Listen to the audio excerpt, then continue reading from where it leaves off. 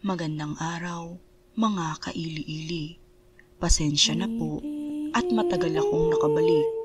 Nawa ay samahan niyo muli ako sa ating mga storya na magbibigay kilabot sa inyo. Tara at atin nang simulan. Kwento ito ng isa kong kakilala. At narito ang kanyang storya. Maaga akong umalis ng bahay noong araw na iyon. Kasama ang lola ko.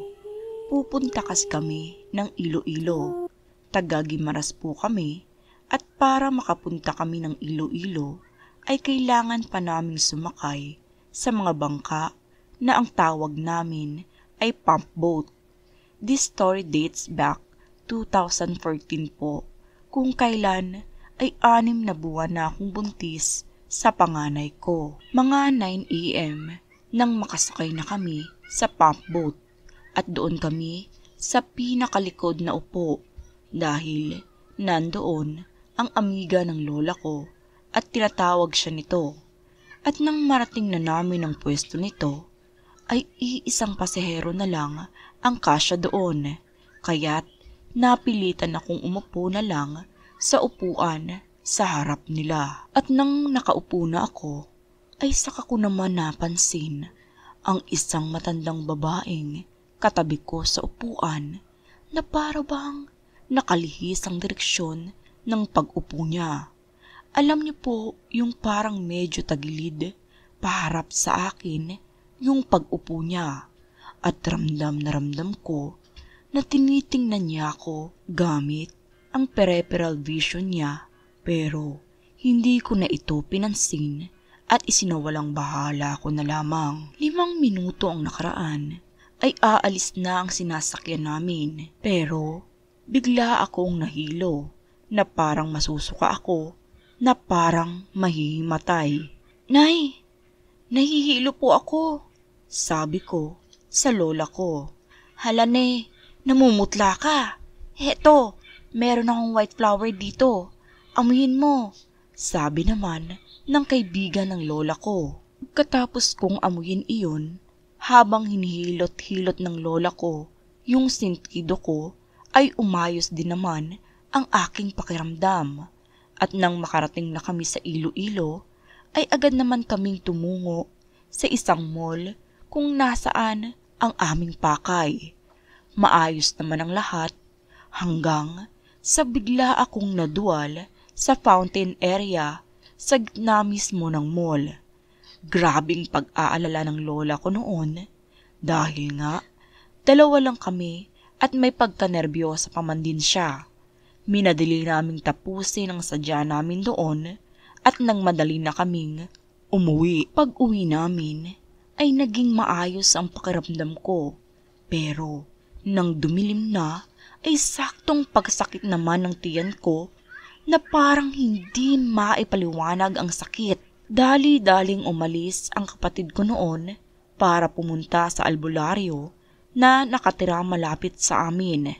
At nang makauwi na ang kapatid ko, ay agad siyang nagpausok at may nilagay na langis doon sa pinapausok niya.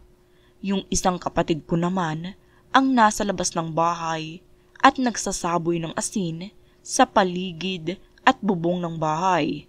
At nang matapos ng magsaboy ng asin yung kapatid ko, ay tumambay muna siya sa labas ng bintana sa kwarto ko at habang nag-uusap kami, yung puno ng santol na halos 2 metro at kalahati lang ang layo sa bintana ng kwarto ko ay biglang yumugyog na akala mo ay parang may malaking hayop na naglalaro sa itaas nito.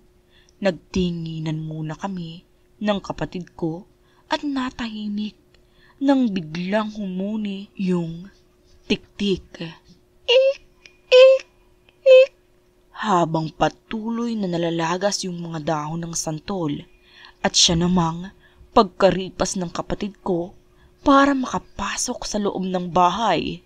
Buong gabi niya kaming ginambala. Palibot-libot siya sa bahay pero hindi siya makalapit.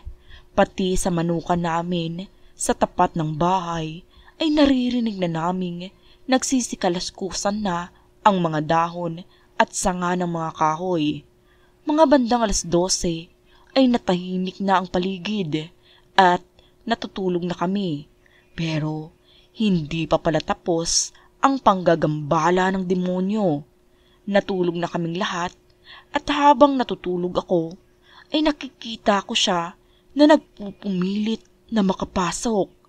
Pinipilit niyang sirain ang pinto ng bahay namin.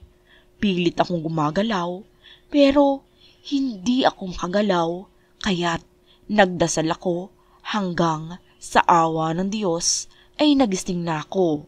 At nang magising ako ay narinig ko ang lola ko na umuungol na parang binabangungot ito.